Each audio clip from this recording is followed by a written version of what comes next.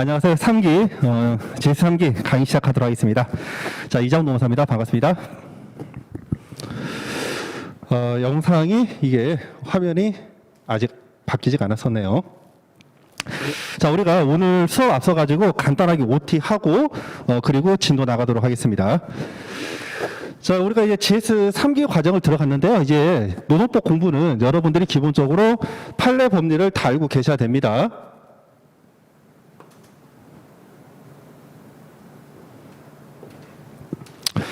판례 법리를 지금 이제 여러분들이 3기쯤 들어가면요.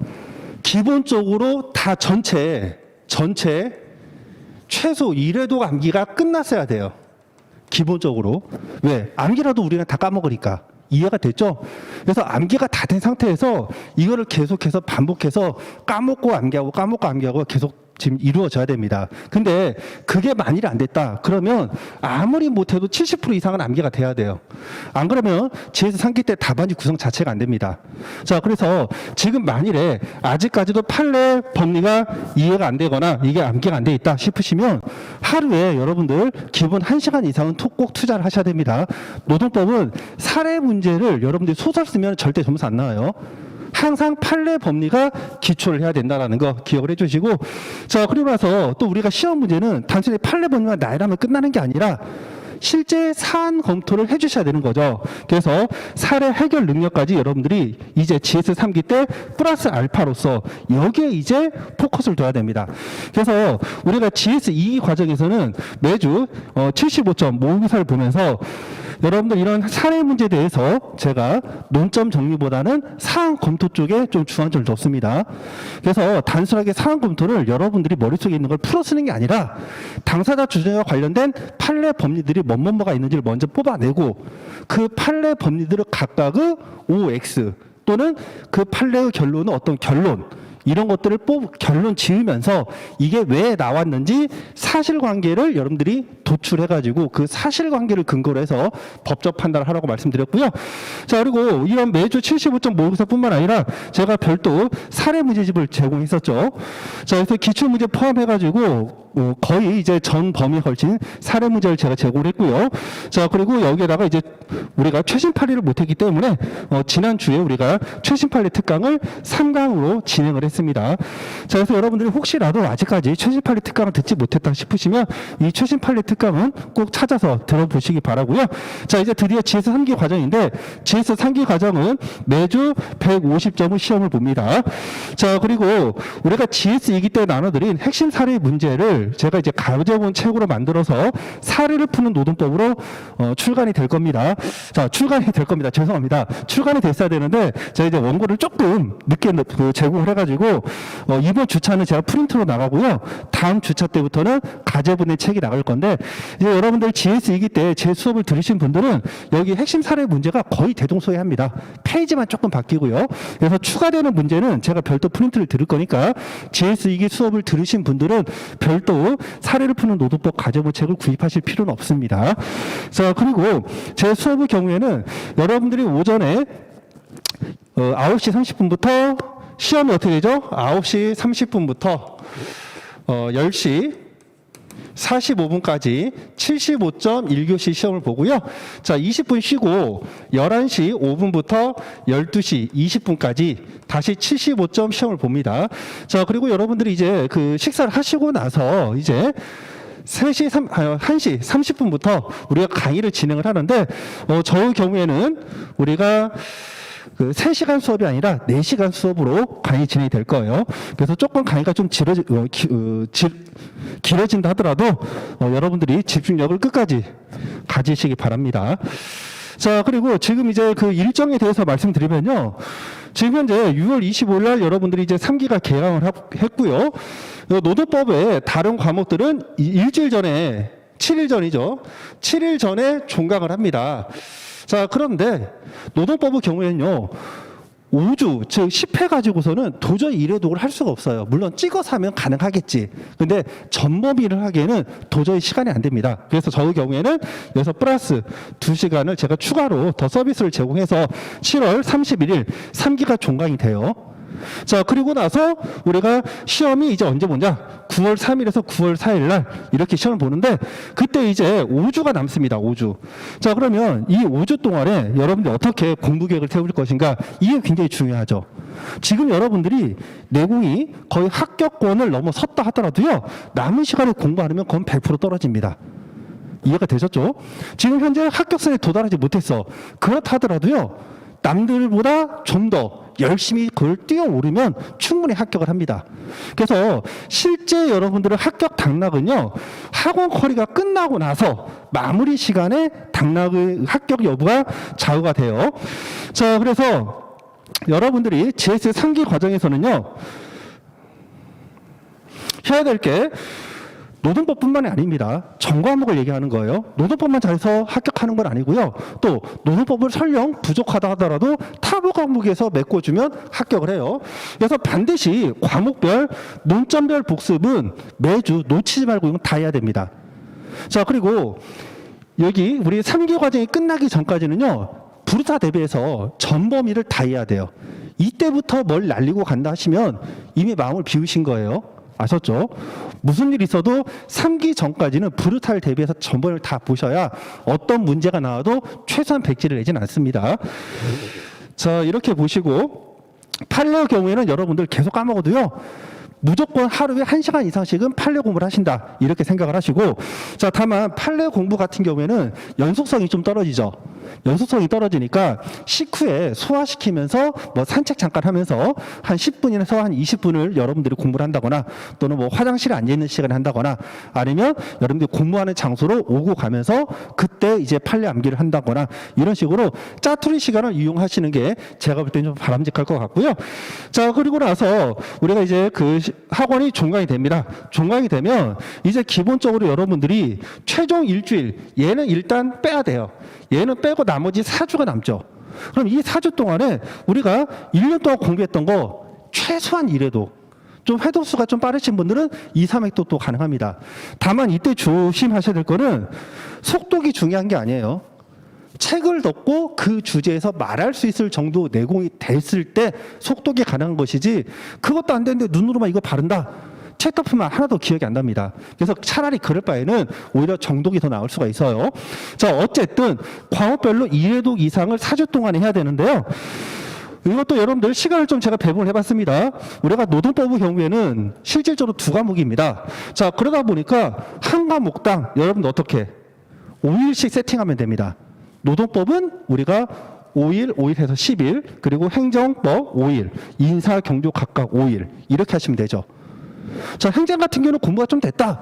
그러면 5일까지 걸리지도 않아요. 분량이 굉장히 작기 때문에 이해가 되셨죠?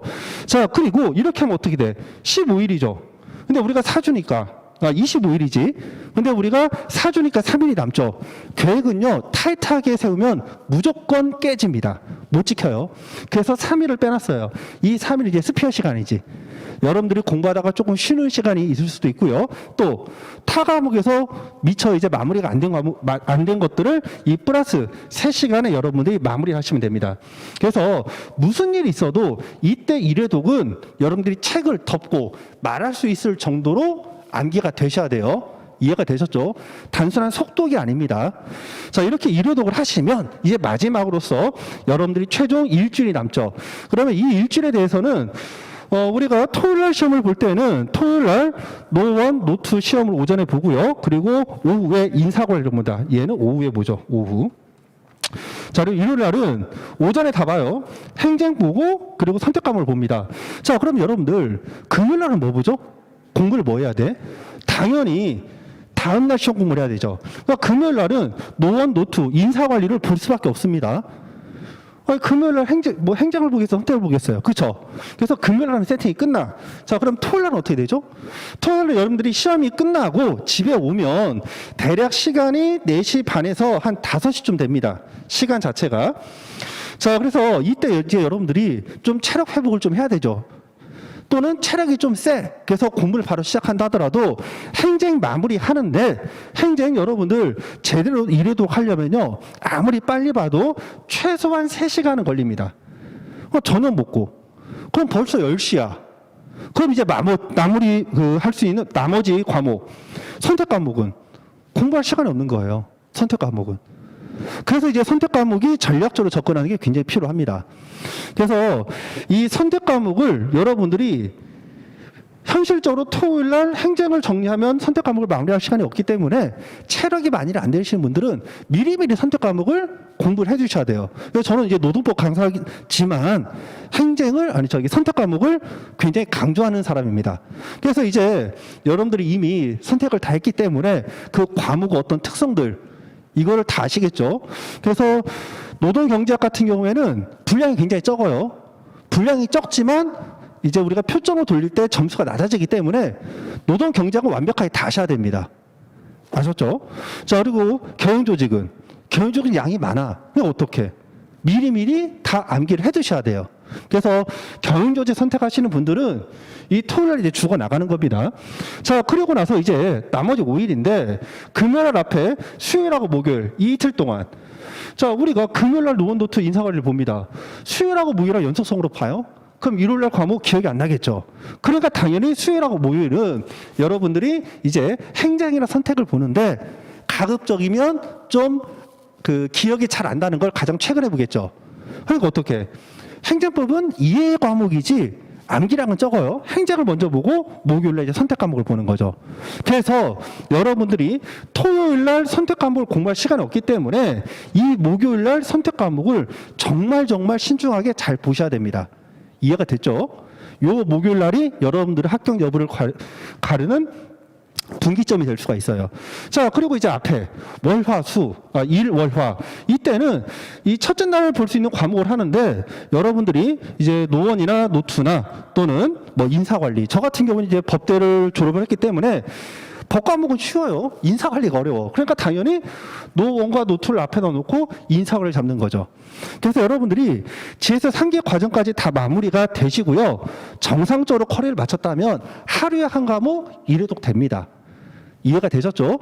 혹시라도 공부가 만일에 내가 좀 부족해서 1회독이 안 될 것 같다 싶으시면 3기 과정에서 정말 여러분들 뼈와 살을 가르십시오.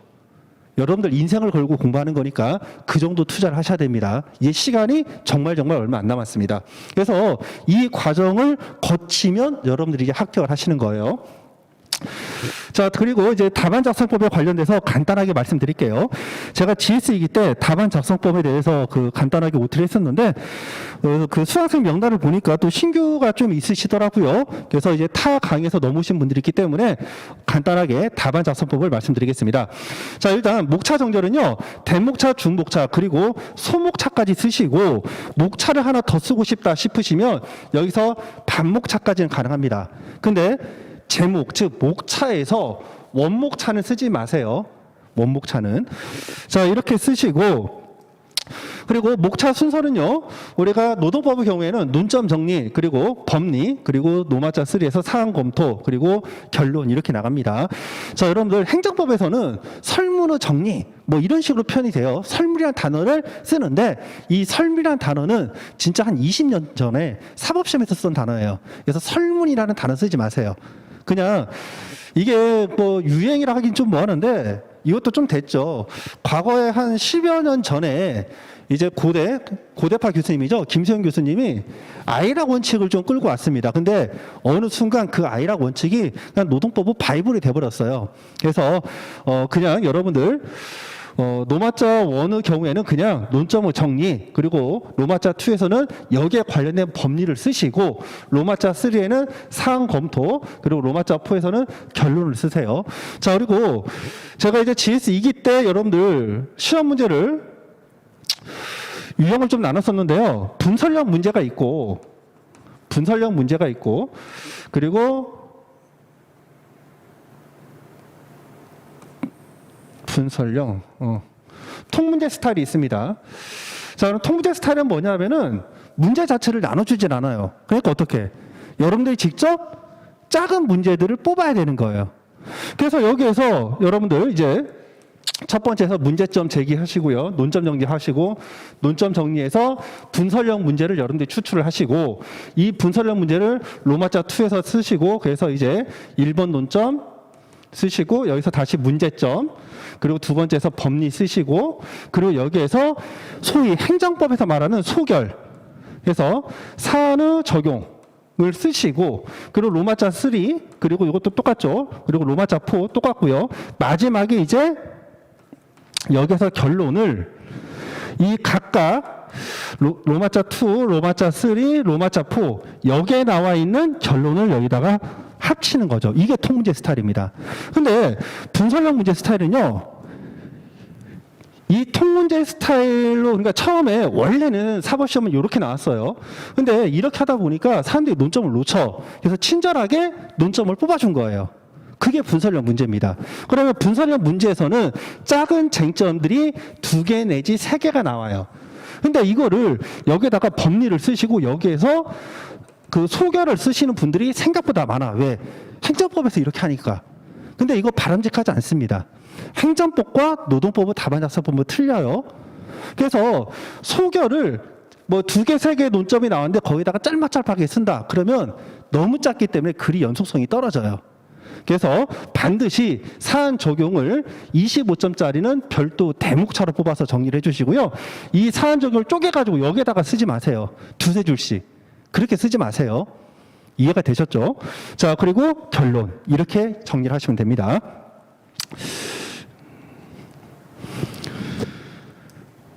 자, 그리고 페이지 분량과 관련돼서는 우리가 논점 정리의 경우에는 보통 5줄에서 7줄을 쓰시고요.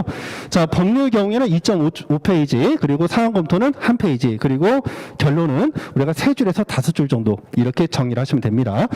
자, 그럼 이제 배점과 관련돼 가지고요. 우리가 25점 기준으로 몇 페이지를 쓰느냐? 4페이지를 우리가 씁니다. 4페이지. 자, 그러면 한 페이지당 배점이 얼마가 되죠? 대략 6점이 되죠. 그러면 우리가 그냥 산수해 볼게요. 25점 기준으로 우리가 15점을 맞아야 곱하기 4를 하면 60점이 나오죠. 그러니까 25점 기준으로 우리가 원점수가 못해도 15점이 나와야 합격을 합니다. 자, 그러면 3페이지를 썼어. 만약에 여기서 3페이지를 씁니다. 3페이지를 쓰면은 6, 3, 18이네. 18점이 나와요. 다만 이게 18점이 아니지. 한 14에서 한 15점 정도 나옵니다. 그래서 페이지를 여러분들이 4페이지를 쓰는 게 최적이지만 만일에 하나라도 내가 필력이 안 나와서 4페이지를 도저히 못 쓴다. 3페이지밖에 안 해. 아무리 못 써도 3페이지밖에 못 씁니다. 저는 그러면 합격할 가능성이 없나요? 아닙니다. 합격을 합니다. 합격을 하는데 유리하진 않아요. 정말 정착에 잘 쓰셔야 합격을 하시고요. 고득점 나오기는 쉽지가 않다라는 거 그렇게 기억을 좀 해주세요. 자, 그리고 문단 구성과 관련돼서는 우리가 한 줄에 22자 정도가 들어가도 쓰십시오. 어떤 분들은 한 줄에 한 28자 정도 들어가기 작겠어요. 그럼 필력은 빨리빨리 나오지. 글자가 작으니까. 근데 페이지가 적어요. 채점할 때 교수님들이 그런 거 감안 안 합니다. 왜? 여러분들 채점 부수가 몇천 부예요. 그거 빨리빨리 안 되거든요. 어떻게? 그냥 여러분들 75점 배점을 해가지고요. 정말 거기 채점 잘해줘야 한 2, 3분 정도 이상 안 걸립니다. 금방 넘어가요. 자, 그러니까 어떻게? 룰을 지켜줘야 돼. 한 줄에 22자 정도 되는 사이즈로 반드시 쓰시기 바래요. 자, 그리고 단락 변경 시에는 반드시 한 줄을 띄워주시기 바랍니다. 자, 그리고 한 페이지 쓸 때 여러분들 시간 조절하셔야 되는데 지금 이 GS 2기 과정에서는 처음에 이제 동차하시는 분들은 답안 구성 자체가 안 되고요. 3기 때도 1교시는 여러분들이 쓰시는데 2교시는 시간 안 돼가지고 뭐 안 쓰시는 분들도 더러 계십니다. 근데 반드시 여러분들 필력을 한 페이지 쓰는데 5분이 되도록 끊어주셔야 돼요. 왜? 우리가 4페이지를 목표로 하면은 20분이죠. 근데 우리가 한 배점 25분당 25점당 25분에 끊어야 돼. 그러면 20분 끊고 나머지 20분은 뭘까요? 여러분들이 처음에 문제를 읽는 시간, 그리고 그에 따른 목차 정리하는 시간, 그리고 뒤로 갈수록 필력이 떨어지죠. 거기서 로스되는 시간, 이런 걸 감안했을 때 여러분들이 글 쓰는 것도 우리가 전략적으로 접근을 하셔야 됩니다. 그래서 한 페이지를 쓰는데 5분 정도 시간이 걸린다. 자, 목차는요. 목차를 여러분들이 시험제 딱 봤어. 문제를 정말 정성껏 읽습니다. 그리고 목차를 심도 있게 전략적으로 접근합니다. 그러면서 10분이 날아가요. 그러면 그분은 어떻게? 이미 5점이 까이고 가는 거예요. 내가 알고 있어도 페이지를 못 써. 이해가 되셨죠? 그래서 여러분들 문제를 읽고 목차 잡는 시간은 3분이 넘으시면 안 돼요. 3분이 넘으시면 안 됩니다. 자, 그리고 나서 펜은 여러분들 지금 연습이기 때문에 뭐 연필로 쓰시는 분도 있고 볼펜으로 쓰시는 분이 있는데 죄송합니다. 공부할 때는 돈 아끼시면 합격 가능성 떨어지십니다. 죄송하지만 일단 여러분들이 정말 합격하겠다 하시면 필요한 투자는 하셔야 돼요.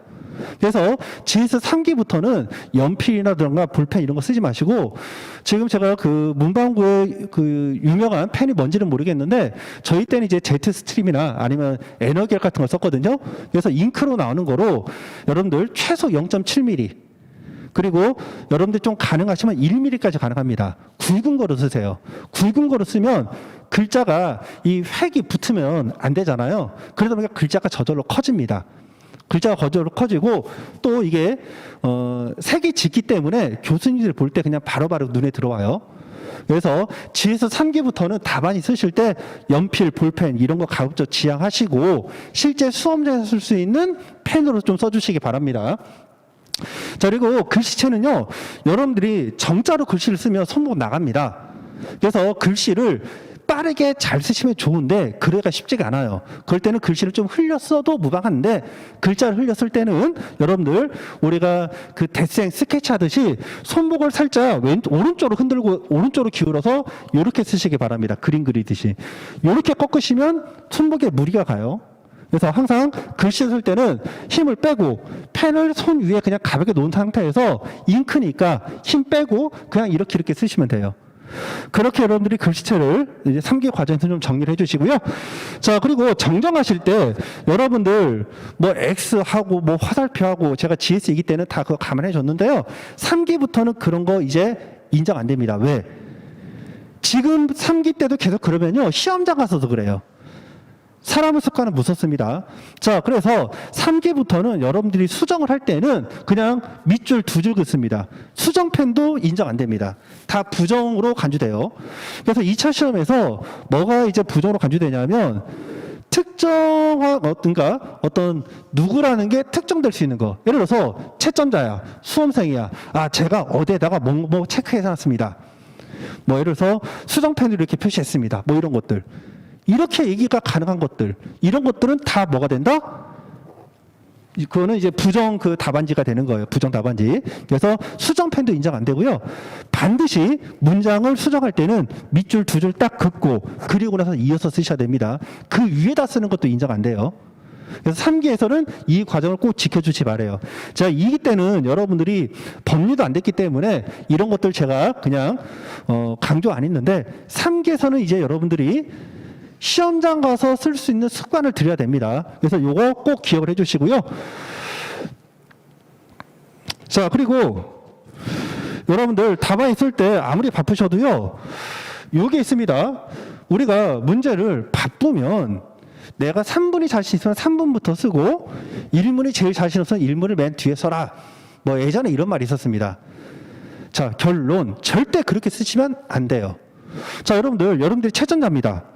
남들 다 1문 쓰고 있는데 앞에 딱 3분이 있습니다. 그럼 어떻게 생각하죠? 아, 이 수험생은 3분이 제일 자신 있나 보다. 어디 한번 볼까? 좀 더 집중적으로 봐요. 잘 쓰면 좋겠지. 근데 못 쓰면. 야, 얘는 제일 잘 쓰는 게 이 정도밖에 안 돼? 그냥 날아갑니다. 이해가 되죠? 여러분들이 채점자 입장이 돼 보십시오. 그리고 이제 맨 마지막 뒷문으로 가시면 아, 얘는 자신이 없으니까 이걸 맨 뒤에 썼구나. 마음을 비우고 있습니다. 그럼 어떻게? 기본 기준이 이 정도에서 시작을 해야 되는데 여기서 시작을 해요. 그럼 잘 써도 점수가 잘 나올 수가 없어요. 그래서 기본적으로 답안지 구성을 할 때는 여러분이 좀 힘들어도 1문, 2문, 3문 순서대로 쓰시고요. 최악의 경우에만 순서를 좀 바꾸시는데 순서 바꾸면은 제가 볼 때는 심정적으로 불이익이 반드시 있을 겁니다. 그거를 감안해 주시기 바라요. 자, 그리고 여러분들 문제 쓸 때 제1문의 1 또는 뭐 제2문 쓰면 가로 치시고 문제 키워드는 반드시 써주세요. 문제 키워드는 우리가 어절로 써서 단어로 좀 써주세요. 자, 오늘 같은 경우에는 뭘까요? 전직금지 신청 뭐 이런 것들 부정기획 방지법에 따른 전직금지 신청 여부 이렇게 쓴다거나 또 우리가 2문 같은 경우에는 임금에 있어서 차별 처우 여부. 그렇게 간단하게 문제 표기를 옆에서 좀 써주세요. 그래야 교수님들이 아, 이거는 이거구나 바로 알지. 자, 그리고 나서 우리가 한 문제가 끝나면 항상 밑에다가 문제 단락이 끝나고 한 3줄 정도 띄고 하이픈하고 제1문의 1 끝, 뭐 이런 식으로 표시를 해주시고요. 그리고 최종 문제가 다 끝나면 우리가 노동법 같은 경우는 2문이죠. 그럼 제2문 끝 하고 한 2줄 띄고 이하 여백 이렇게 표시해 주시고 맨 마지막에 요런 더 이상 뭐가 없다. 이런 표시를 반드시 해주시기 바라요. 이게 답안지 쓸 때 약속입니다. 채점자가 약속. 자, 그래서 답안 작성법 간단하게 보시면은 우리가 이런 식으로 문제 표기하고 그리고 나서 문제의 주제를 간단하게 써주시기 바랍니다. 자, 그리고 띄어쓰기는 항상 단락이 끝났을 때, 단락 기준으로 단락이 끝났을 때는 거고요. 그리고 이 첫 번째 칸에는 대목차와 중목차까지 쓰시고, 그리고 이 본문에 이제 우리가 소목차 그리고 반목차 그렇게 쓰는 겁니다. 자, 그래서 이 내용은 여러분들이 뭐 다 아실 거니까 넘어가도록 하겠습니다. 자, 그리고 나서 이제 최종적으로 문제가 다 끝났다. 그러면 지금 여기서는 이제 페이지가 없는 거죠. 페이지가 없지만 만일 한 중간쯤에 끝났다. 한 요쯤에 페이지가 이렇게 있는데 한 요쯤에 끝났다. 그럼 이제 어떻게? 여기다가 이하 여백 이렇게 쓰시고 요런 표시를 하라는 거죠. 그래서 이거는 우리가 답안지 쓰는 그 약속이니까 꼭 지켜주시기 바랍니다. 자, 그럼 이제 오늘 1문으로 넘어갈 텐데요. 참, 우리 강의 계획서 한번 볼까요? 자, 제가 이제 OT 때 첫 시간, 앞에서 우리가 간단히 말씀드렸는데, 주 교재는 사례를 푸는 노동법으로 해서 나갈 거지만, 이 내용이 GS이기 때 핵심 사례 문제 거의 동일하니까, 그거를 기억을 해 주시고, 그 외에 저 수업의 경우에는 항상 기본에 충실합니다. 그래서 3기 과정에서도 여러분들이 기본적인 리걸 마인드만 잡혀 있다라면 판례 법률만 알면 논점동의 사항검토는 그냥 써져요. 교수님들이 어떤 식으로 문제를 낸다 하더라도. 그래서 항상 여러분들 유해책 또는 여러분들이 가지고 있는 다른 기본서 옆에 끼고 가시기 바랍니다. 자, 그리고 강의 계획서 그 강의 진도표 한번 보시면요. 강의 진도표는 제가 임의적으로 이렇게 정해 놓긴 했지만 이게 이제 꼭 맞춰지진 않습니다. 우리가 그 주에 나가야 될 진도가 있긴 한데 그 진도 범위 내에서 이미 뭐 기출된 문제들도 많은 경우에는 진도 범위가 조금 앞으로 넘어갈 수 있습니다. 그래서 오늘 같은 경우에는 통사임금 배제 합의가 출제가 되었죠. 자, 그럼 이제 문제풀이로 바로 넘어가겠습니다. 여러분들은 유해책 피시고 그리고 사례지도 피시고 그리고 이 사례를 푸는 노동법 이것도 같이 피시고 이렇게 보세요. 자, 일단 오늘 1문의 1을 보시면요. 해당 포인트는 우리가 경업금지 의무에서 나오는 거죠. 자, 그래서 경업금지 의무와 관련해 가지고 일단 비교 개념이 있는데요. 비밀 유지 의무가 있죠. 비밀 유지 의무와 경업금지 의무는 다른 거라겠습니다. 비밀 유지 의무는 우리가 회사의 적이 여기에 있는 거죠. 비밀 유지 의무는 회사 적이 옮길 필요가 없습니다. 얘는 비밀 유지 의무는 아이고 여기 안 바뀌었어. 얘는 그러니까 회사 소속이 문제되지 않아요. 문제되지 않아요. 그런데 경업금지 의무는요. 경업금지 의무는 경쟁업체를 설립하거나 또는 가입해야 되는 거죠. 이 구분이 있습니다. 그래서 설문이 나올 때 경업금지 의무가 나올 때 우리가 비밀 유지 의무도 같이 따라옵니다. 일반적으로 따라와요. 하지만 정확한 의미는 비밀 유지 의무는 회사의 부활 가치가 있는 영업 비밀을 어떤 식으로든 다른 쪽으로 비밀을 누설하는 것을 의미하고요. 내가 직접 일을 안 한다 하더라도 정보를 제공하는 것도 누설이죠. 내가 그 정보를 가지고서 일을 하는 것도 누설이 될 수가 있습니다. 그리고 경업금지 의무라고 하는 거는 내가 실제 그 경쟁업체를 설립하거나 경쟁업체에 이적을 해서 전적을 해서 실제 일을 하는 거, 이게 경업금지 의무인 거죠. 자, 어찌됐건 얘와 얘의 공통점은 뭐예요? 공통점은 보호 가치가 있는 사용자의 영업이익 보호입니다. 영업비밀 보호. 요 양자 관계를 갖고 가셔야 돼요. 그래서 설문이 해당 논점은 미기출 논점이기 때문에 교수님들이 문제를 어떻게 낼지를 몰라요. 근데 만일에 이런 경업금지 의무 위반이 나오면 대부분 다 이 비밀 유지에 관련돼서는 생각 자체를 안 해요. 생각 자체를. 근데 경우에 따라서는 이 경업금지 의무가 인정되려면 비밀 유지 의무가 일단 인정돼야 된다. 그 부분을 일단 짚고 넘어갑니다. 자, 그래서 이 경업금지 의무 근거에 대해서는요, 근로계약이 존재하는 경우에는 근로계약 자체에서 파생되는 실체상 의무로서 인정이 되고 있고요. 만일에 근로계약이 없다. 우리가 기본적으로 어떤 의무를 부과하려면 근거가 있어야겠죠. 그래서 이 근거 두 가지는 정말 중요한 거죠. 그래서 근로계약이 종료된다 하더라도 경업금지 약정이 있는 경우 또는 이러한 약정이 없다 하더라도 특별법인 부정경영 방지 및 영업비밀 보호에 관한 법률 제100조, 제10조, 제1항에 따른 전직금지 신청이 인정될 수 있다는 거. 이거는 키워드니까 반드시 기억을 해주시고요. 자, 그래서 사례 문제는 이제 두 가지가 있는데 첫 번째는 경업금지 약정이 문제가 될 수가 있죠. 그래서 이 경업금지 약정도 미기출 논점이니까 이 정도 법률은 여러분들이 그냥 나와야 됩니다. 자, 원칙적으로 경업금지 약정의 경우에는 자, 요거는 좀 이렇게 할게요. 요거를 이렇게 하겠습니다. 이걸 좀 지울게요. 제가 이제 그동안에는 원칙은 유효고 예외로 무효다 이렇게 했는데 자, 기본적으로 근로자들은 직업 선택의 자유가 있으니까 원칙적으로 근로자들은 어떤 직업 선택의 자유를 제한하는 경업금지 약정이 유효하다고 일단 이렇게 보지 마십시오. 자, 그래서 일단은 경업금지 약정 자체는 무효가 될 수가 있다. 근데 무효가 될 때의 근거는 뭐다? 민법 103조죠. 민법 103조. 무효가 된다. 자, 그래서 이때 무효가 되는데 이 무효가 되는 이유는 뭐야? 이 민법 103조 위반이 되려면은 근로자들은 직업 선택의 자유를 제한하고요. 그리고 근로자의 근로권을 과도하게 제한하거나 또는 이런 시장 질서에 있어서 자유로운 경쟁을 지나치게 제한할 때 이런 것들이 인정되면 민법 103조 가행법규 위반입니다. 사일수에 반하는 법률행위로서 무효가 되는 거죠. 자, 그러면 민법 103조 위반이냐 아니냐는 어떻게 된다? 우리가 두 문자 이지 제대 경공이랬죠. 그래서 부하 가치가 있는 사용자 이 그리고 퇴직전 근로자의 지위 제한 경업 제한의 기간 지역 대상 직종에서 제 자, 그리고 대가 제공 여부에서 대 퇴직전 지위에서 지 그리고 제대 공공이익에서 이 잠깐만 이지 제대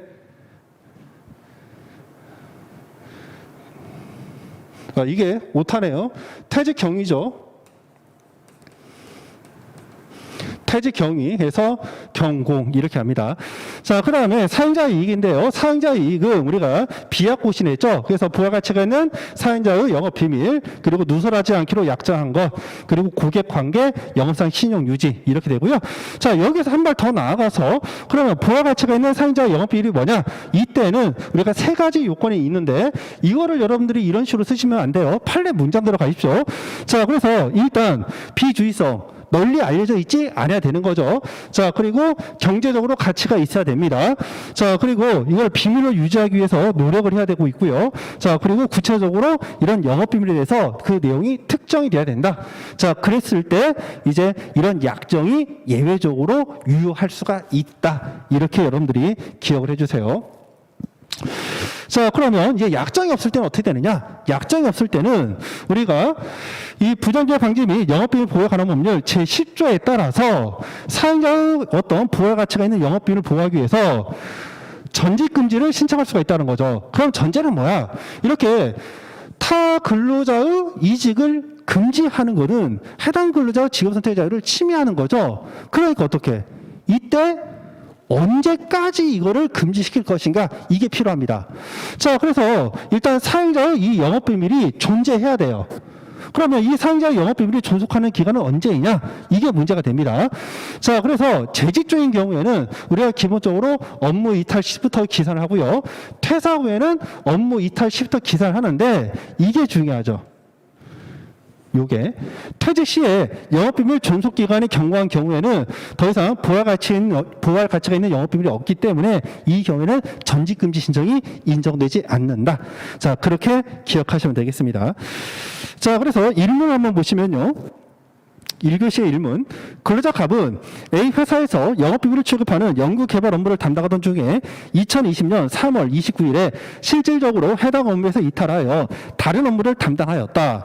자, 그 후 2021년 9월 1일에 퇴직하여 A 회사와 경쟁업체에 있는 B 회사로 전직을 하였다. A 회사는 법원에 1년간 영업비밀 침해 금지 조치 및 전직 금지 신청을 하였다. A 회사의 청구는 인정될 것인가? 자, 이게 문제가 되고 있는데요. 일명 삼성전자 사건입니다. 자, 그래서 칠판 한번 간단히 봐주시면요. 해당 당사자는 이제 연구개발 업무에 있는 특수 인재, 그 핵심 인재입니다.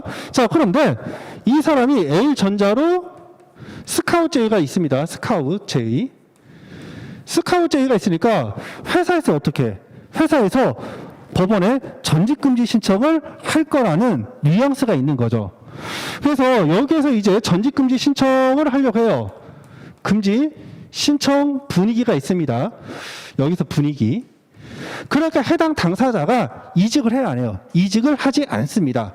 자, 이런 상태에서 이제 이 사람은 우리 조직을 떠날 것 같아. 그러니까 더 이상 어떻게 연구개발 업무에 담당하는 게 아니라 여기서 배치 전환을 시킵니다. 자, 그래서 2020년 3월 29일에 다른 업무로 이직을 한다는 거죠. 전직을 하는 겁니다. 자, 그러면 이 경우에 원래 핵심 부서 연구개발 업무에 있다가 다른 업무로 전직을 하는 거죠. 자, 그러면 이 경우에 이 사람에게 비밀 유지 의무는 언제부터 기산이 되죠? 업무 이탈 시부터 기산이 됩니다. 그래서 이 경우에 핵심 업무에 담당했으니까 비밀 유지 의무를 부담하는데 이 비밀 유지 의무 부담 기간은 이 업무 이탈 시부터 여기서부터 다른 업무에 담당한 거, 요 시점부터 기산이 돼요. 요 때부터. 자, 그런데, 자, 지금 이제 21년 9월 1일 날 다른 경쟁업체로 전직을 합니다. 자, 그랬더니 이제 회사가 다시 전직금지 신청을 하는 거죠. 전직금지 신청을 하는데 여기서 포인트를 잘 보시면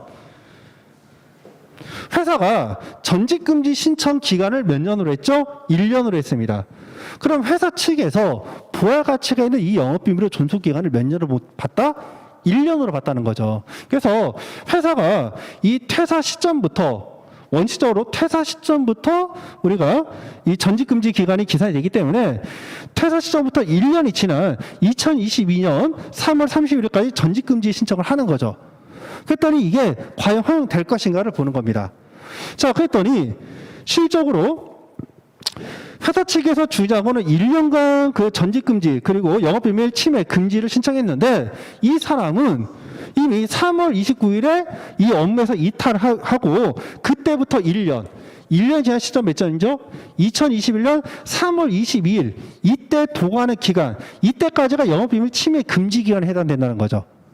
그러면 사인자가 전직금지 신청을 신청한 이 시점은 우리가 업무 이탈 시로부터 약 1년 5개월이 경과가 되었고 따라서 그 영업비밀 침해 금지 기간이 도과가 되었죠.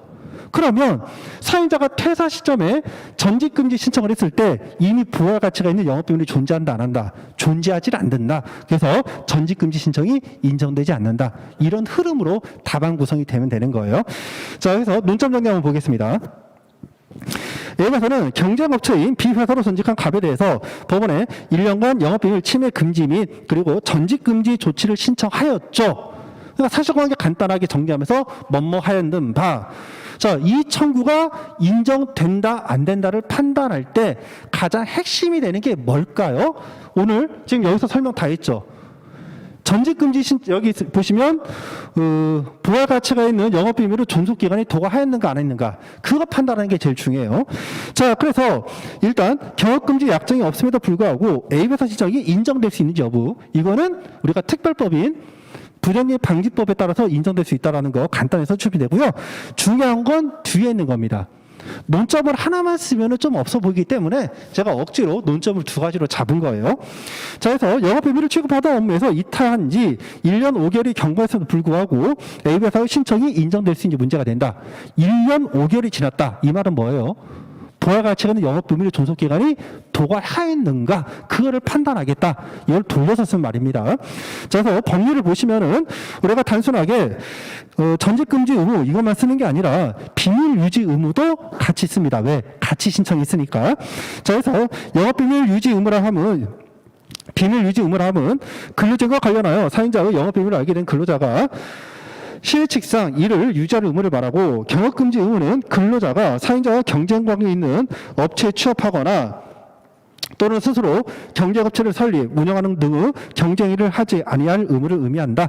자, 경업금지 의무는 성실 의무에서 파생되지만 근로계약 관계가 종료된 후라도 하더라도 경업금지 약정 또는 부정적 방지 및 영업비밀 보호에 관한 법률에 따른 법률 제10조에 따른 전직금지 신청에 대해서 인정될 수가 있다.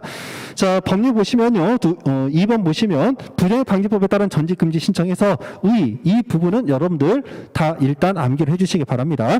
근로자가 전직하는 회사에서 영업비밀과 관련된 업무에 종사하는 것을 금지하지 않고서는 회사 영업비밀을 보호할 수 없다고 인정되는 경우에 부정경쟁방지법 제10조 제1항 위한 침해 행위 금지 또는 예방, 이를 위하여 필요한 조치 중 한 가지로서 그 근로자로 하여금 전직하는 회사에서 영업비밀과 관련된 업무에 종사하는 것을 금지하는 조치를 취할 수가 있는 거고요.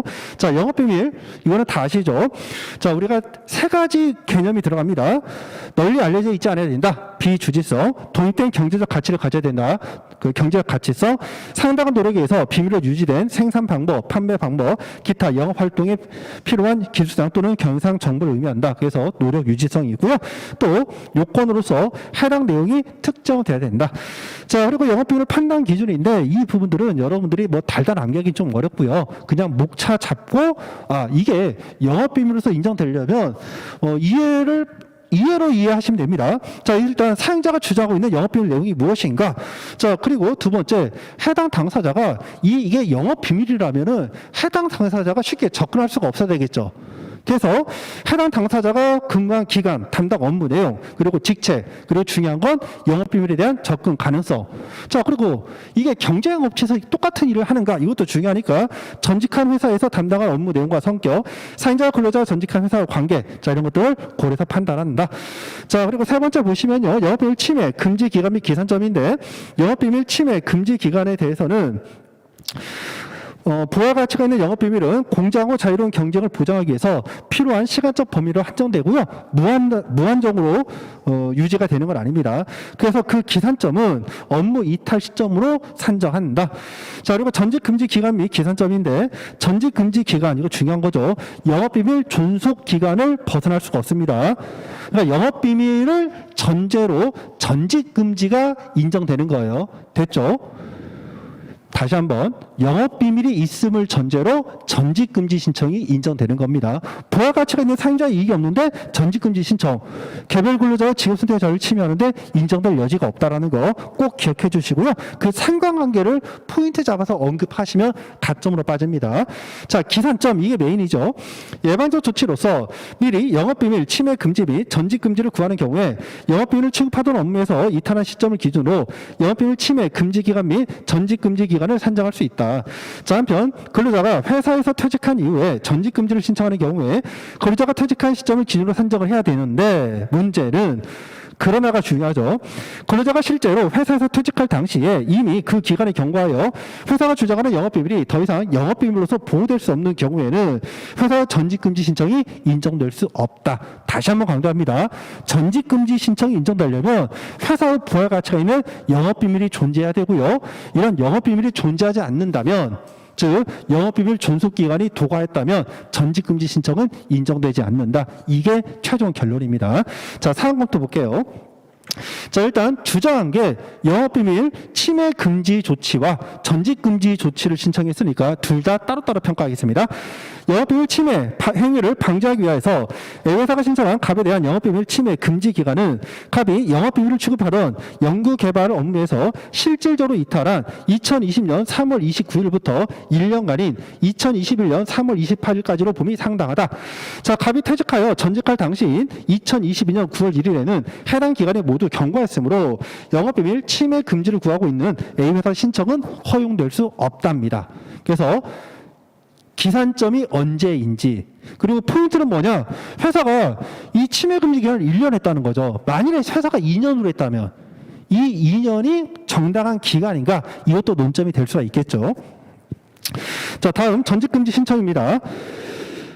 갑이 퇴직한 이후에 A회사가 전직 금지를 구하는 경우이어서 갑이 A회사에서 퇴직하기 이전에 A회사가 갑에 대한 전직 금지를 신청할 수 있었다고 볼 만한 특별한 사정이 없다라면 원칙적으로 해당 전직 금지 신청 기간의 기산점은 갑이 A회사에서 퇴직한 시점을 기준으로 삼는 게 원칙입니다.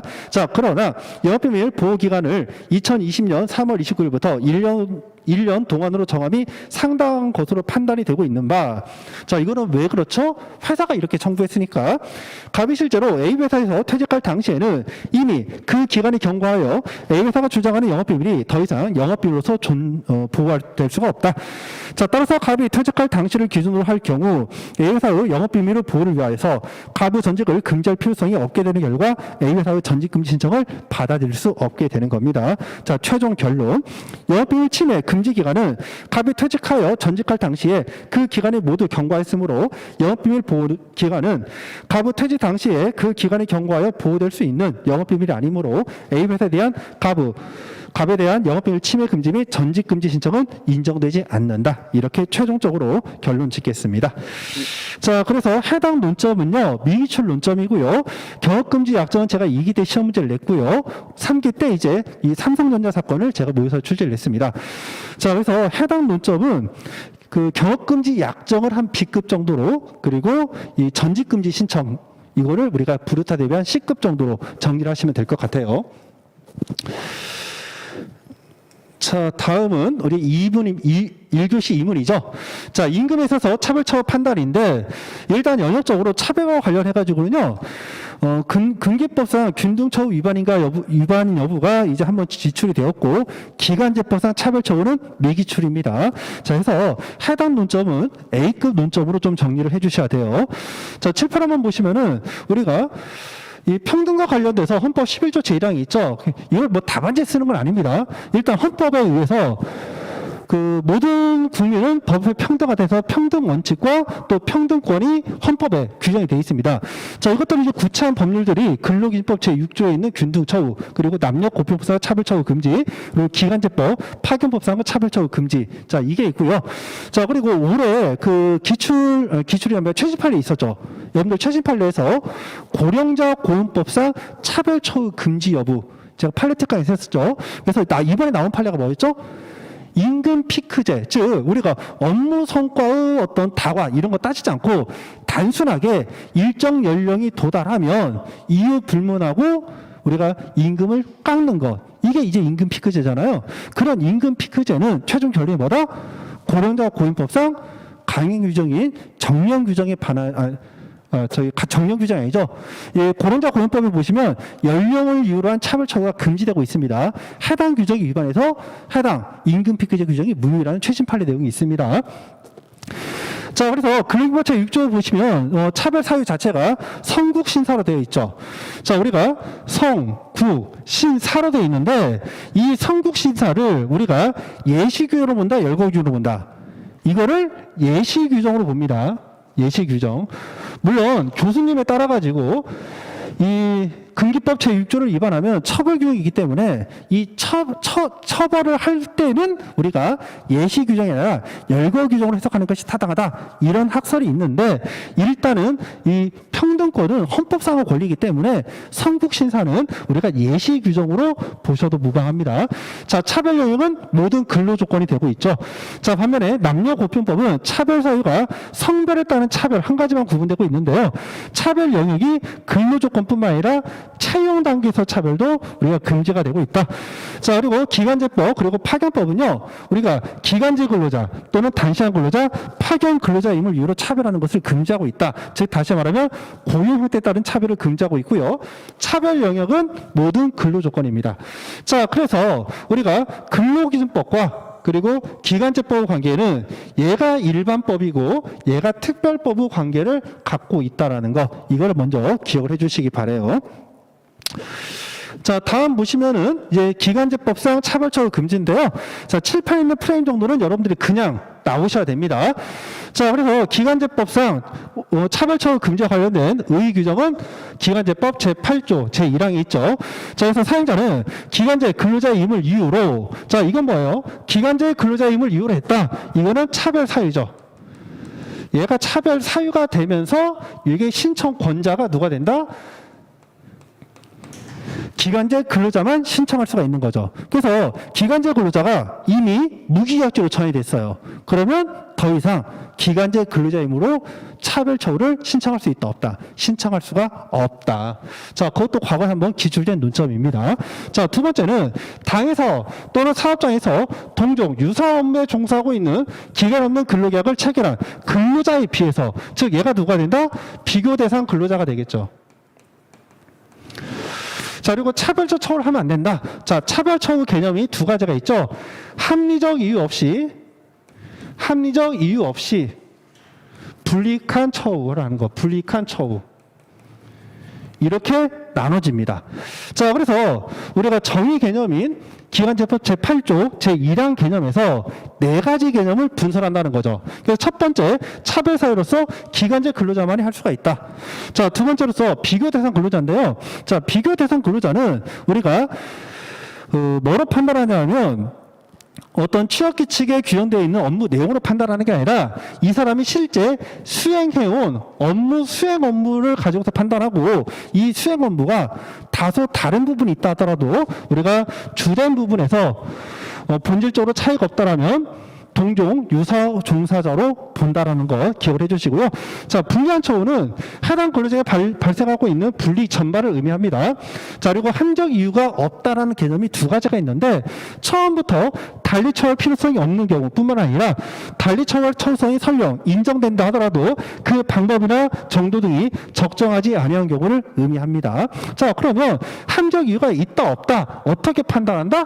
자, 우리가 이 판단 기준을 좀 암기하셔야 되죠. 자, 그래서 불리한 처우 내용, 그리고 불리한 처우 사유, 급부 실제 목적, 그리고 공용태의 속성과 관련성, 업무 내용과 범위, 권한, 책임, 그리고 노동의 강도, 양과 질, 임금이나 그 밖의 근로조건의 결정 요소 등을 종합적으로 해서 판단한다죠. 자, 특히 오늘 시험 문제에서 나왔던 것 관련해서는 여러분들 급부 실제 목적, 요게 이제 굉장히 중요한 내용이 되고 있습니다. 자, 그래서 오늘 시험 문제 설문 한번 읽어보도록 하겠습니다. 자, 갑은 A 회사와 딜러 업무를 수행하기로 하는 기간제 근로계약을 체결하고 2022년 8월 20일부터 2022년 3월 30일까지 A 회사의 카지노 사업장에서 근무를 하였다. 자, 한편 A 회사는 정규 딜러를 채용할 때에는 채용 전에 인턴이나 계약직 딜러로 1년 6개월 내지 2년 정도 근무한 후 정규 딜러로 전환하였다. 자, 정규 딜러는 블랙잭, 바카라, 그리고 룰렛, 그리고 DSI, 비콜, 자, 뭐 기타 등등등 8개 종목을 진행하였고, 갑박 의뢰 경우에는 블랙잭과 가파라 등 2개 종목만을 진행하였으나 블랙잭과 가파라가 전체 게임 진행 그 종목 중에서 76.7%를 차지하였다. 자, 갑은 외부 근무 경력에 따라 차등을 둔 시간급으로 계산된 임금을 매월 지급받았고, 그 밖에 다른 수당은 지급받지 않았다. 자, A 회사 정기 딜러는 급여 수준에 따라 호봉급과 직무급을 합한 기본급, 벽지 수당, 그리고 고객 서비스 수당, 정기 상여금, 특별 상여금을 지급받았다. 자, 이와 별도로 A 회사는 고객들로부터 호텔 봉사료 명목으로 징수한 금원을 기간제 딜러로 제외한 전 직원에게 균등 지급하였다. A 회사의 호텔 봉사료 지급 기한물에 기재된 호텔 봉사료 지급 기준에 따르면 호텔 봉사료는 전 직원에게 균등 지급하도록 되어 있었다. 자, 한편 갑의 기본 급여는 4,200여만 원인 반면 1호봉 정규 딜러에게 지급되는 기본급이 1,800여만 원, 그리고 벽지 수당이 190, 고객 서비스 수당이 580, 정기 사유비 1,240, 특별 사유비 150, 그리고 호텔 봉사료가 170 등 또한 5,500이었네요. 자, 그러면 그 기간제 근로자인 갑부 급여와 그리고 받는 돈과 1호봉이 받는 돈의 차익이 한 1,300여만 원 차이가 납니다. 자, 갑은 A회사가 갑과 을과 같은 기간제 딜러에게 특별사유과 호텔 봉사를 지급하지 아니한 거. 지금 문제 삼는 건 뭐예요? 특별사유금과 호텔 봉사료입니다. 자, 요거 두 개를 지급하지 않는 거는 차별을 주장한다. 자, 갑의 주장과 타당한가? 자, 이런 질문인 거죠. 자, 그래서 일단 내용을 한번 보시면은 업무 내용을 먼저 보겠습니다. 업무 내용. 자, 일단 구분 자체는 정규직 딜러가 있는데 정규직 딜러는 1호봉이 되려면 우리가 최소 1년 6개월에서 2년 정도를 일단 근무를 해야 1호봉이 됩니다. 요때 이제 1호봉이 되죠. 1호봉. 자, 그리고 담당 업무가 8개 업무가 되고 있죠. 자, 반면에 기간제 딜러의 경우는요, 우리가 지금 원래 판례에서는 해당 회사에서 어떤 이런 근무 기간 빼고 그냥 그 기간제 근로자이지만 이 해당 기간제 근로자로서 딜러가 다른 어떤 그 사업장에서 딜러로서 일을 했는지, 그래서 그 경력직에 따라 또 금액이 한 1,000여만 원 차이가 났었습니다. 판례 보신 분들은 다 기억을 하실 거예요. 자, 어쨌든 이 기간제 딜러는 단지 2개 종부라는데 77%입니다. 자, 했더니 일단 첫 번째, 얘네들이 기간제 딜러인 갑과 을이 주장하는 거는 뭐냐? 지금 이 1호봉에 대해서 1호봉은 금액이 5,500인데, 자, 우리가 경력이 없는 자, 자, 얘는 3,000. 여기 있네. 경력이 1년 있으면 4,200. 그러니까 만일에 경력 1년이 있다. 그러면 이 경우에 차이가 얼마가 있죠? 한 1,300 정도 차이가 난다. 차별이다. 이렇게 주장하는 거죠. 그랬더니 문제 사이즈가 크기 때문에 제가 뺐습니다. 근데 혹시라도 교수님들이 이런 것도 논점을 잡을 수 있기 때문에 제가 추가 설명합니다. 유해책하고 판례산 다 했어요. 자, 뭐가 있느냐? 지금 1호봉은 회사에서는 비교대상 근로자가 아니라고 합니다. 이유는 뭐죠? 이유는? 첫 번째 이유는 지금 1년 6개월 정도를 근무를 해야 1호봉이 된다는 거죠. 그래서 지금 당신들 기간제 근로자 너희들이 비교 대상 근로자 하려면 1호봉이 아니라 마이너스 1호봉이 돼야 되고 마이너스 2호봉자가 돼야 된다. 이렇게 얘기를 한다는 거죠. 그때 판례는 어떻게 하고 있죠? 마이너스 호봉제라는 거는 존재할 수가 없다. 그래서 지금 현재 근무는 하고 있지 않다 하더라도 최소한 직제에는 편제되어 있는 자가 비교 대상 근로자가 된다. 그래서 이 문장은 혹시라도 교수님이 부가적 쟁점을 언급할 수 있기 때문에 기억을 해주세요. 이런 논점이 나오는 게 이게 유일한 판례입니다. 자, 그리고 두 번째는 쉬운 거죠. 자, 종목 자체가 야, 설령 1호봉이 비교 대상 근로자라 하더라도 1호봉이 너희들과 같은 비교 대상 근로자라 하더라도 종목 자체가 다르지 않냐. 똑같은 일 안 했는데 어떻게 비교 대상 근로자냐 이렇게 합니다. 그때 판례는 뭐라고 봤다? 야, 비록 이 1호봉이 6개 항목을 더 한다 하더라도 업무 7, 80%가 동일하다는 거죠. 여기 보시면 77.7%니까 좀 올려서 80% 할까요? 업무 80%가 동일해. 자, 업무가 100% 동일할 필요는 있다 없다? 없다. 주된 부분에서 동일하다라면 이건 본질적으로 같다는 거죠. 80%를 같은 거로 해. 그러면 동종 유사 업무 종사자로 봐준다라는 겁니다. 그래서 1호봉이 이제 비교 대상 근로자가 되는 거죠. 자, 그러면 불이익을 받아야 되는데 보세요. 얘네들은 지금 기본급으로 되어 있죠. 얘는 기본급 얼마야? 1,800이죠. 1,800. 자, 그러니까 어떻게? 오히려 기간제 근로자가 더 셉니다. 지금 여기서는 무경력은 빼고 경력 1년짜리로 할게요. 자, 그러면 지금 5,500인데 지금 여기까지로 봤을 때 여기까지 봤을 때는 누가 유리하다? 1호봉과 기간제 봤을 때 기간제가 유리합니다. 지금 여기서부터 이제 어떻게? 여기서부터 특별 상견부터 1호봉이 여기서부터 1호봉이 이제 기간제 근로자보다 유리하게 되는 거죠. 그래서 특별 사유과 호텔 봉사료를 청구하는 겁니다. 자, 그랬더니 판례가 이제 어떻게 본다? 자, 원칙적으로 임금 항목은 항목별로 불이익 여부를 판단하는 게 맞다. 근데 어떤 특정 항목은 유리하고 어떤 특정 항목은 불리하거나 또는 항목 체계 자체가 달라가지고 비교 자체가 불가능한 경우는 어떻게 한다? 항목이 아니라 뭐로 간다? 세 글자 범주 별로 평가한다. 그래서 이거를 범주로 묶는 거죠. 그랬더니 지급 기준이 얘는 이제 급여 지급 기준이 있고요. 얘는 이제 별도 호텔 봉사료 기준이 있죠. 얘는 봉사료 기준. 얘는 임금 지급 기준, 임금 지급 기준. 기준이 다르다는 거죠. 급여 성격이. 이해가 됐죠? 자, 얘는 회사가 주는 거고 호텔 봉사라는 고객들이 준 돈을 일괄적으로 관리해서 다시 재배분하는 겁니다. 그러니까 지휘기획 단위가 이렇게 묶었어. 이해가 됐죠? 자, 이런 상태에서 지금 어떤 특별사고 호텔 봉사로 돈 못 받으니까 불이익은 있는데 이게 합리적 이유가 있는 것인가? 이걸 보는 겁니다. 자, 그랬더니 자, 지금 여기 보시면은 보세요. 여기까지만 보시면은 저희 기간제 근로자가 유리하고 여기까지 보시면은 이제 1호봉 유리합니다. 자, 그런데 경력도 1호봉이 더 많고 또 업무 자체도 어쨌든 6개의 특수 업무를 더하고 있잖아요. 그러니까 주된 업무가 같다고 해서 어떤 업무에 있어서 권한과 책임이 동일하다 볼 수가 있다 없다? 볼 수가 없다. 그리고 이 1호봉이 좀 더 숙련고이고 전문적인 기술이 더 있다. 이해가 됐죠? 그럼 어떻게? 이 특별사회금 지급하는 거 합리적 이유가 있는 거죠. 얘가 더 많아야 되겠지. 근데 호텔 봉사료의 경우는요.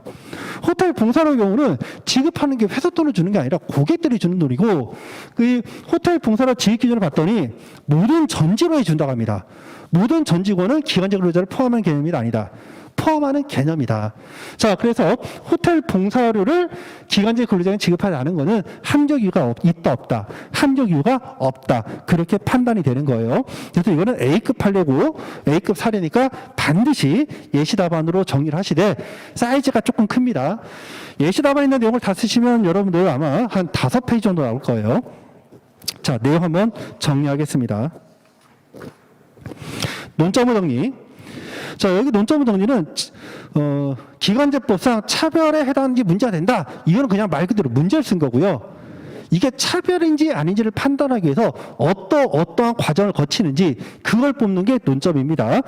자, 여기서는 특별 상여금과 호텔 봉사료를 정규 딜러에게만 지급하고요. 기간제 딜러인 갑에게는 지급하지 않고 있는 바, 정규 딜러가 비교 대상 근로자에 해당하는지 여부, 또 기간제 딜러인 갑에게 특별 상여금과 호텔 봉사료를 지급하지 않은 것이 합리적인 이유가 있는지 문제가 된다.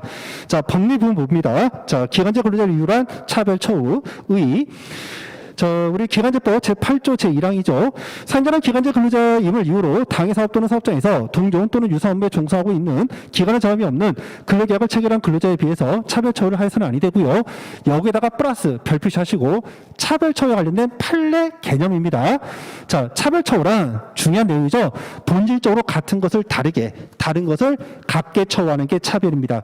별 많이 쳐놓으세요. 우리 법조만 쓰시고 넘어가시는 게 아니라 판례 법률까지 있어야 됩니다. 자, 차별처우 판단 요건에서 자, 비교 대상 근로자로 바로 볼까요? 자, 비교 대상 근로자 판단은 근로자의 업무가 기간제 근로자 업무와 동종 또는 유사 업무에 해당하는지 여부를 판단할 때 취업규칙, 근로계약 등에 명시된 업무 내용이 아닙니다. 이거는 형식적인 거죠. 그게 아니라 실제 근로자가 수행한 업무를 기준으로 판단을 한다. 자, 다만 이 수행한 업무가 완전히 100% 일치하지는 않고 업무 범위, 책임, 권한 등에서 다소간의 차이가 있다 하더라도 자, 중요하죠? 주된 업무죠. 주된 업무에 본질적인 차이가 없다라면 동종 유사 업무 종사자로 본다는 겁니다. 자, 차별처우 개념인데 이거는 법조문에 있죠. 임금 등 재반 근로조건 등에 있어서 합리적 이유 없이 불리하게 처우하는 것을 의미하고요. 자, 불리한 처우라 함은 사용자가 임금, 그 밖의 근로조건 등에 있어서 비교 대상 근로자를 다르게 처우함으로써 기간제 근로자에 발생하는 불이익 전반을 의미한다. 자, 특히 임금에 있어서 불리한 처우 판단 방법입니다. 자, 원칙은 항목별로 판단한다. 자, 다만 항목별로 비교하는 것이 곤란하거나 적정하지 아니한 특별한 사정이 있는 경우라면 상호 관련된 항목 등을 범주별로 우리가 평가를 한다. 자, 이렇게 좀 줄이시면 될 것 같아요. 자, 그 다음 네 번째 합리적 이유 문제요. 자, 합리적 이유 유무 볼 때 우리가 불리한지 여부를 판단할 때 항목이 아니라 범주별로 봤다라면 합리적 유무 여부도 항목별 아닌 범주별로 평가한다. 자, 합리적 유무가 없는 경우, 자, 달리 처벌 필요성이 없는 경우뿐만 아니라 처벌 필요성이 있다 하더라도 그 정도 방법이 적정하지 않은 경우 포함한다. 자, 합리적 이유 판단 기준, 자, 이거 다 암기하셔야 됩니다. 자, 넘어가시고요. 자, 사항 검토, 비교 대상 근로자. 비록 정기 딜러가 기간제 딜러인 갑보다 6개 종목을 더 진행을 하였지만, 자, 일단 갑이 진행한 두 개 종목이 전체 게임의 76.7%를 차지하고 있는 바 기간제 딜러인 갑 업무와 정기 딜러 업무는 주된 업무에 있어서 본질적인 차이가 없습니다. 자, 따라서 정기 딜러는 갑의 비교 대상 근로자에 해당한다. 자, 두 번째는 불이익이 있는지 여부를 평가하셔야 돼요. 보통 어떤 돈을 받지 못했다. 그럼 불이익이 있는 거죠. 자, 각과 정기 딜러 임금은 서로 다른 항목으로 구성되어 있기 때문에 항목별로 평가할 수 없죠. 범주별로 평가한다고 했었죠. 자, 그래서 갑에게 불리한 처우가 존재하는지 여부를 봤더니 갑의 기본급에 상하는 범주인 정기 딜러가 지급받은 기본급, 벽지, 수당, 고객 서비스 수당, 정기 상액은 특별 사임들을 합한 금액과 비교를 했을 때 지금 금액이 적죠. 그래서 불리한 처우가 존재하고요. 자, 호텔 봉사를 전혀 지급받지 못했기 때문에 역시 불리한 처우가 존재합니다. 자, 제일 중요한 게 합리적 이유 유무죠. 자, 일호봉 정기 딜러는 갑보다 재직 기간이 길어서 갑에 비해서 자, 뭐가 높다? 일을 더 잘한다는 거죠. 전문성도 더 높고요. 업무 숙련도가 더 높다. 정기 딜러만 수행할 수 있는 특별 업무 6개가 추가되고 있기 때문에 갑이 지급받은 기본 급여와 그리고 그에 상환은 정기 딜러가 지급받은 기본급, 벽지 수당, 고객 서비스 수당, 정기 사익은 특별 사익을 합한 금액에 차이가 있는 것은 합리적 이유가 인정된다. 자, 그러나 A회사가 전 직원에게 균등 지급하도록 규정된 호텔 봉사료 지급 기준에도 불구하고 고객들로부터 호텔 봉사료 명목으로 정수한 금원을 기간제 딜러를 제외한 전 직원들에게 균등 지급한 것은 호텔 봉사료 지급에서 기한제 딜러만 배제할 특별한 이유를 찾기가 어렵다. 자, 따라서 갑에게 호텔 봉사료를 지급하지 아니한 것은 합리적 이유가 없는 차별에 해당한다. 자, 결론입니다. 결론은 이제 그 최종 정리죠. 특별 사역을 지급하지 않은 것은 합리적 이유가 있지만 호텔 봉사를 지급하지 않은 것은 합리적 이유가 인정되지 않는다. 자, 따라서 A회사가 갑에게 호텔 봉사료를 지급하지 아니한 것은 차별 처우에 해당되기 때문에 해당 내용에 한해서 갑의 정은 타당하다. 이렇게 마무리를 하겠습니다. 자, 그러면 10분 쉬시고요. 매각 유로금 3분부터 다시 나가도록 하겠습니다.